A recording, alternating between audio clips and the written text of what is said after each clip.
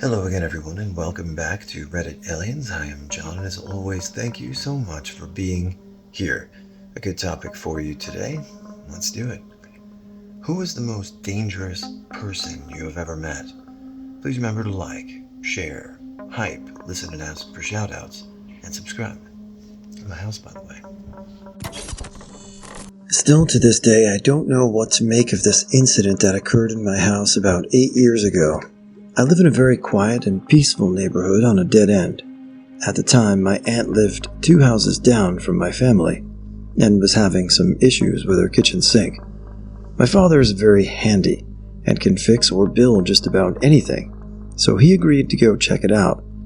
My mother and brother were out, but I was about 16 years old at the time and was well accustomed to staying home by myself.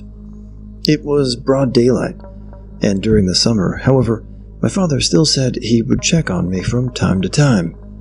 My father went to go fix my aunt's sink, and as promised, he did walk back home from time to time to check if I was alright.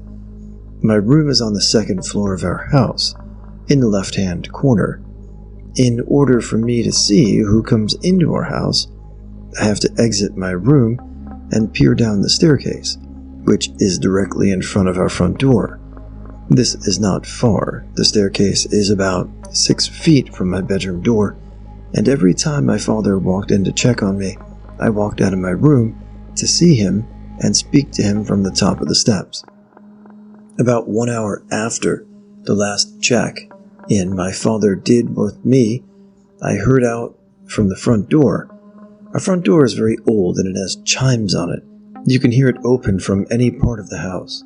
As soon as my father opened the door, he called out to me and began asking me if I was okay and if I was hungry.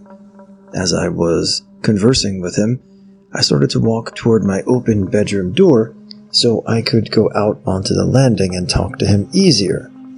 But as I was walking, my phone rang. I turned around and walked back to my bed to pick it up, and the caller ID said, "Daddy."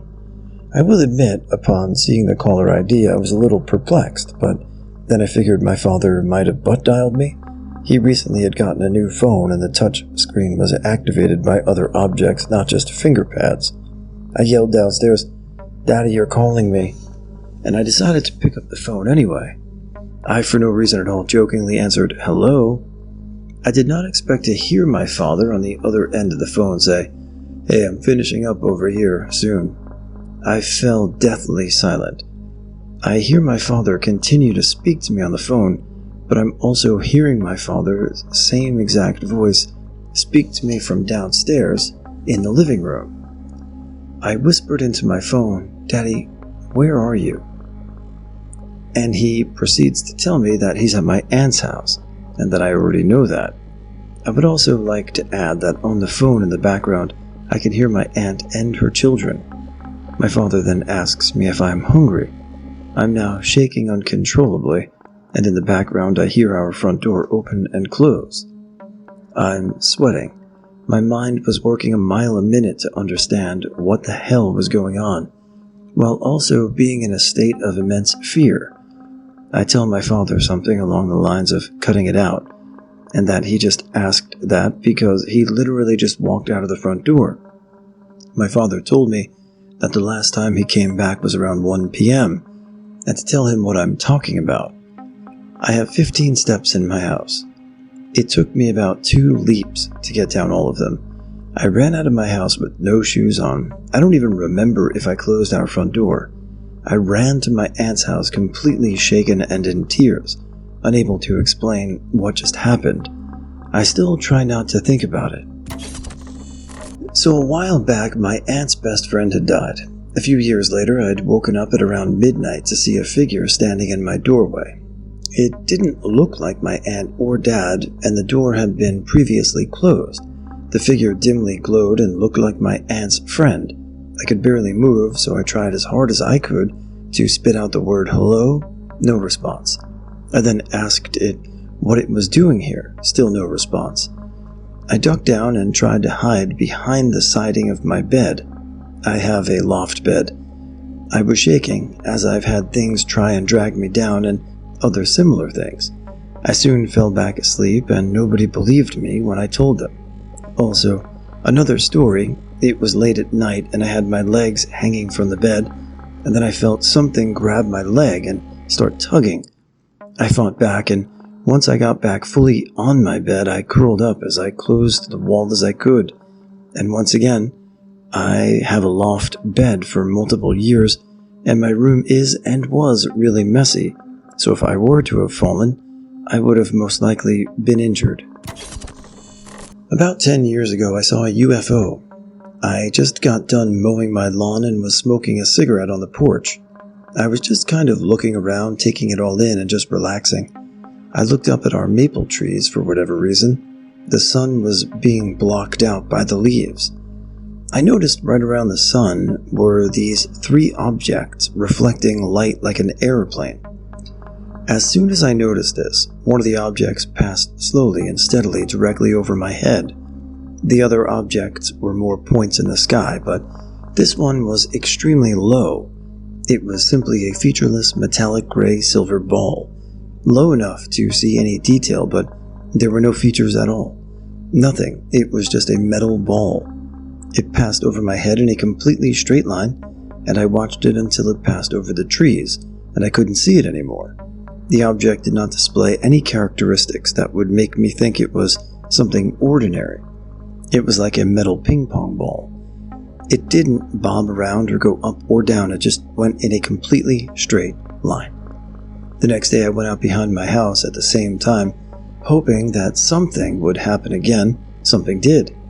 At the same time of the day, 4:15 p.m., I saw the lowest flying Black Hawk helicopter I've ever seen. It flew right over my head in the same direction as the UFO. I could have hit this helicopter with a baseball. If this was a coincidence, then it was pretty damn spooky.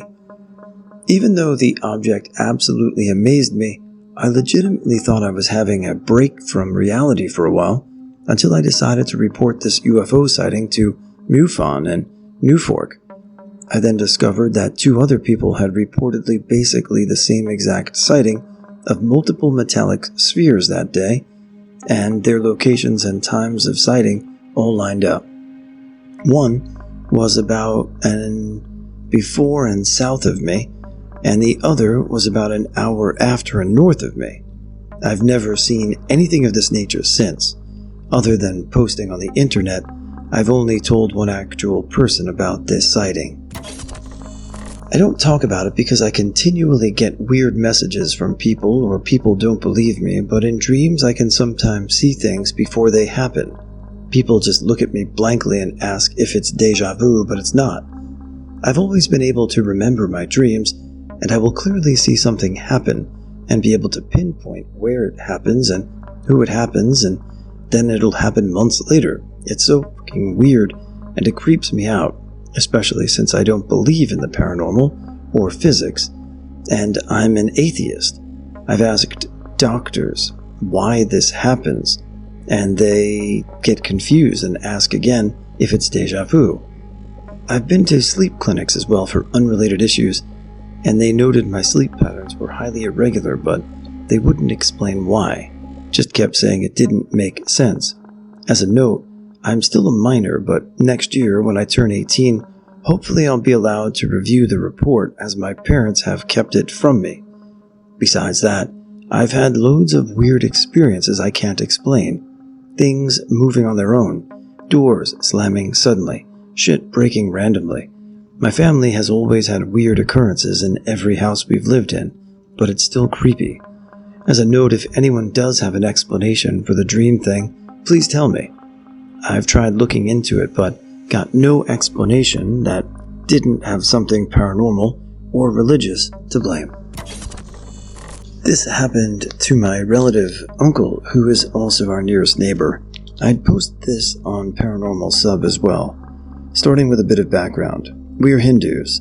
As per our traditions, we have rituals for 13 days after death of a relative, and again remember the dead ones by during puja, called Shraddha, twice a year. During Shraddha, a special food called Pinda made and is offered to the dead ones. After Shraddha, The Pinda is either given to a cow, holy in Hinduism, or flown down the river, and is believed that it reaches the dead ones. Story. It took place about 12 years ago at my village in western Nepal. The uncle's mother had died all of a sudden from a heart attack. After Shraddha, it was decided by Pandits that the Pinda be given to cows. Cow sheds were about 15 to 20 minutes walk away from the home. Also, the uncle was told not to speak to anyone while carrying the Pinda, so he chose a relatively lonely road to avoid people. It was midday. What could go wrong? As he was going, a boy about 7 to 8 years old came by his side and said, "Please give us that, we'll eat it." First, uncle thought the boy is just playing around without knowing about the Pinda. But then the boy said, "Please give us the Pinda to eat." Uncle was a little surprised because no one actually eats Pinda. But again, the boy said, "Please give us the Pinda. We've been eating other Pindas too. Now we will eat yours too." Uncle for once thought to give Pinda to them, but as Pandit had told to give it to the cows, he ignored the kid and thought to confirm with the Pandit next time if it's okay to give Pinda to kid. He didn't utter a single word during the whole time. Uncle kept on walking and didn't realize when or where the boy went. He reached the shed, fed cows, and returned. That night, he had frightening dreams, and he started having fever. The next day, after hearing about his illness, other relatives went to meet him, and as they were having talks, he also narrated the story to the elders, asking if we can give Pinda to children. After the listening the incident, the elders told him that he had been haunted by ghosts.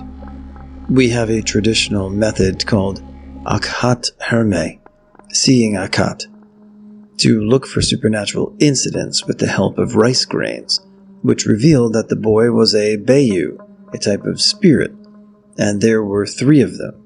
One by the side whom uncle had seen, other 2 were behind him.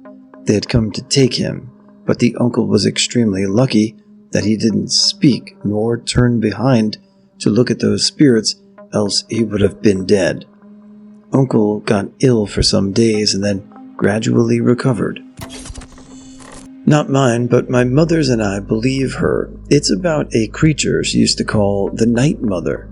In the late 60s or early 70s, she moved with her family to her grandmother's house in Rhineland, Germany.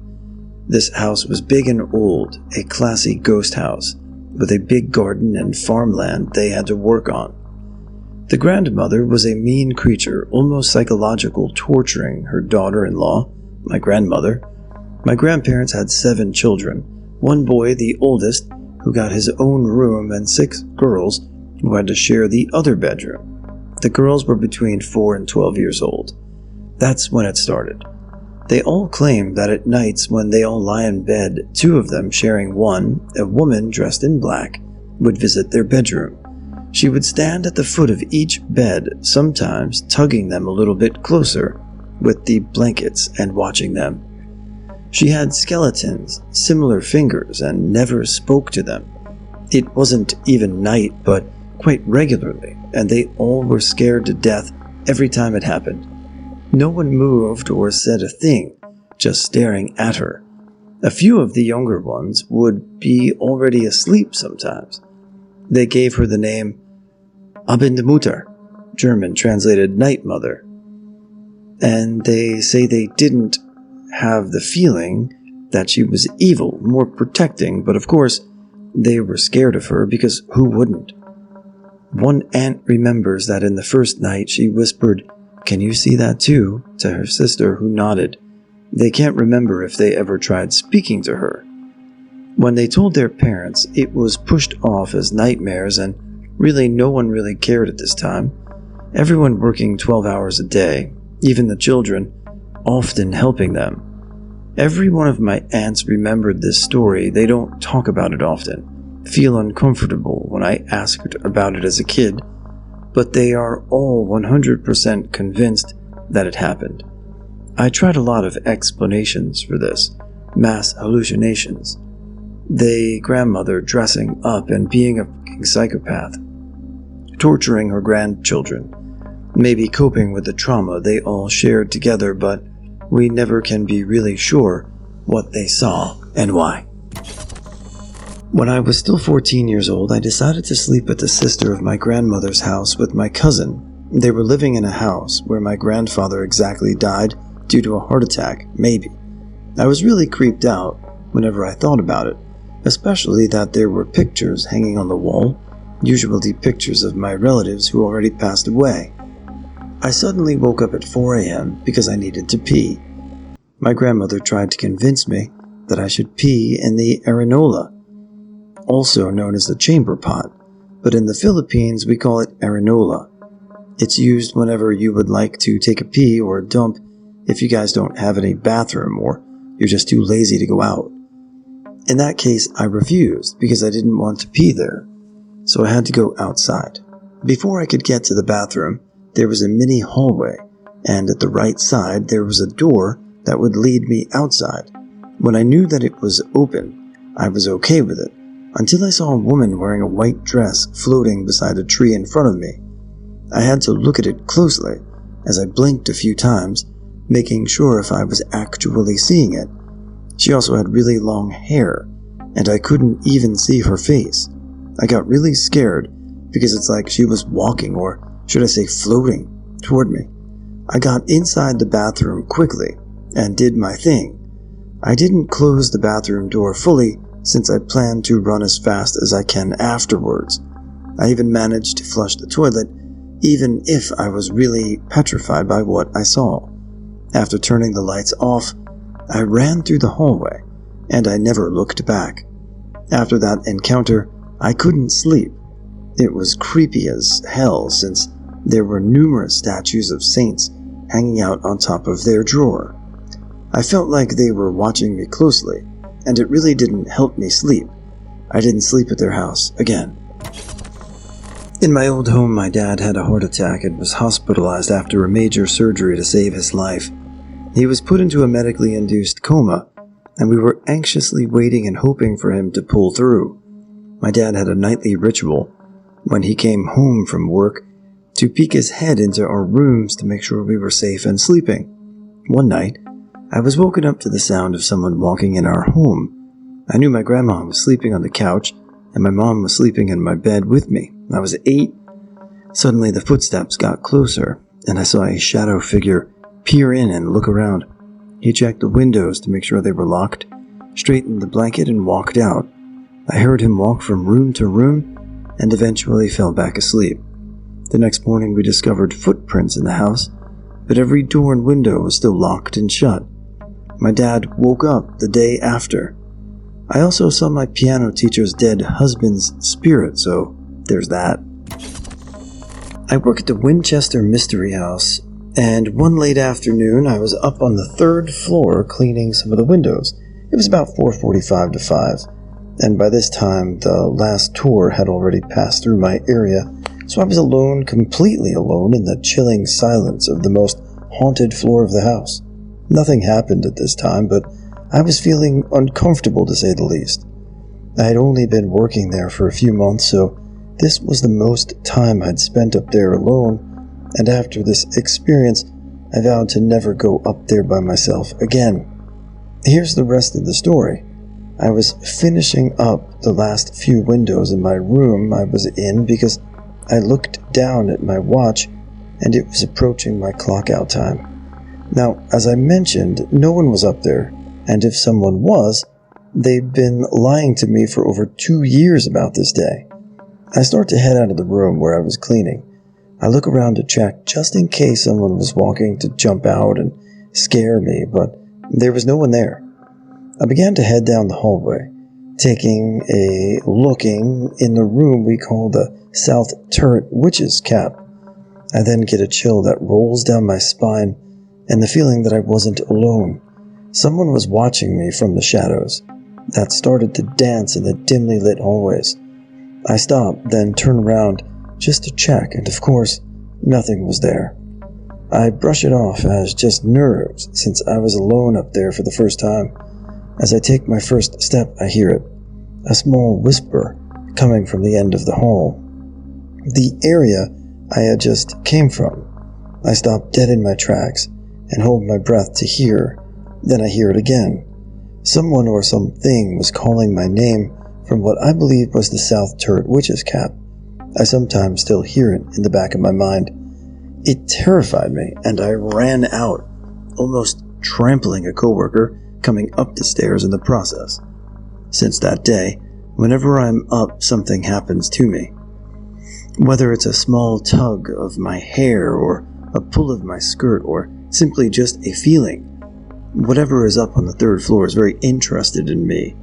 I've been there for over 2 years, and I've never heard that voice again, but I'll never forget that moment of pure and utter fear. There have been reports of a woman wearing a black gown pacing in the hallway or twirling around in the witch's cap. I've never seen her, but I'm dead set that she was calling out to me. Sorry if there's any errors, I'm kinda drunk. One time when I was younger, my family stayed over at my cousin's place because it was a large family gathering. We were staying in the living room. My brother and I were sleeping on the floor of these mats, so it wasn't on the hard floor. It was in the middle of the night, and I couldn't fall back asleep. I remember looking at the clock, and it's the middle of the night, a little past midnight. I looked toward the staircase several feet away from me, and I saw a white figure walking down and walks into the wall leading outside. The figure continued doing it all night until dawn. I remember being so scared and turned over towards my brother, but he wasn't waking up. I kept looking at the red numbers on the digital clock, waiting for sunrise. I felt this heavy sensation on top of me the whole time while that figure kept walking down the stairs before it finally disappeared. I felt it look at me before continuing their routine. I asked my cousin's kids, and they told their mom, and she yelled at me. A little while later, my family went back, and I stood at that staircase and left candies as offerings before walking away, but I swear it was super scary and uncomfortable. Way back in 1982, my mother and I moved into a 2-bedroom duplex. I was 15 years old and really into the band The Doors. I'd read the book, No One Here Gets Out Alive. I carried that book around everywhere I went like a Bible. We had to be in the duplex for about a week when one night I was listening to the album, The Soft Parade, on my record player. I would listen to a few lines from a song and then write them down. I did this with all the songs to every Doors album. I had a few notebooks filled with lyrics of the Doors songs, all written in black ink. I didn't own any pencils. On this given night, I kept smelling men's cologne. It was almost as if it was being waved in front of my nose, to the point where I looked in my closet and under my bed. I could not find the source.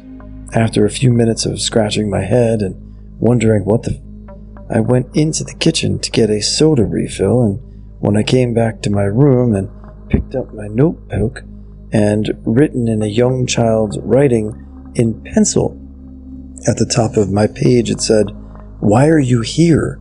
What the I went to my mom's room and showed it to her. She said it must have been there when you started writing. I said, "Mom, I don't own any pencils, and I would have noticed it when I started writing." That place had weird shit going on the whole time. I lived there. I wasn't scared, but my friends would freak out. My grandmother passed away in our family home. I was coming home and brought my grandmother a scratch card, as she used to love doing them before bed. Irish, some habits stay with you. I got home and she was already asleep, but my mom said it would be okay to wake her. I walked in the room and she was pulling at the duvet. When she woke, she said, "Don't worry, I'll be okay, it's time." I handed her the card, and after she scratched it, she said, "Take this 50p. It will bring you good fortune. Promise you'll look after your sister for me." She went to sleep. That night, the poster above my bed fell down on me, and the room felt extremely cold. It was November, so not unrealistic. Mom went downstairs to find my grandmother passed away peacefully during the night. Always creeped me out to this day, and I've only told a handful of people. Alright, just a warning for those sensitive to these types of things. This next story features just a little bit of animal violence. The rest of the stories are pretty clean, so you don't really have to worry too much about it. Anyway, I hope all is well. And again, feel free to ask or listen for any shoutouts. And we'll see you tomorrow. Ciao, guys. I was attending this boarding school that was old AF, 175 plus years old. I was entering 6th grade and moving in, and the dormitory was above the school's infirmary. On my first night, when settling in, I was by my desk and looked out the window to see this really young boy, pale and glowing. What was stranger was that he had a cape tied to his neck, hair slicked back with a short-sleeved button-up, shorts, and a bowling shoes. I thought that my eyes were playing tricks on me, since he was not too far from streetlights. As I'm looking at him, he looks up at me, waves, and walks away, while disappearing into the night. I told my roommates, and they laughed at me. Fast forward, I'm in 9th grade and was going to this alumni event where we talk to alumni and look at memorabilia. I'm going through old Letterman's, baseball leagues, and other things on display when I came across an old picture of the same young boy with a friend. I could recognize him immediately because he looked exactly like the same ghost that I'd seen a few years back. The picture was taken during Halloween, which explains the cape. I was so shaken up about it, I had to leave the event for a moment. According to one alumni, the little boy died in a flu outbreak in the infirmary that killed a lot of students in the early 1900s. His friend, also in the photo, survived, graduated, and donated the photo along with other tokens to the collection. I've heard many ghost stories about spirits who passed through to haunt their old dorms. Also, many of the buildings are basically relics, so I'm surprised that I didn't see more ghosts on campus.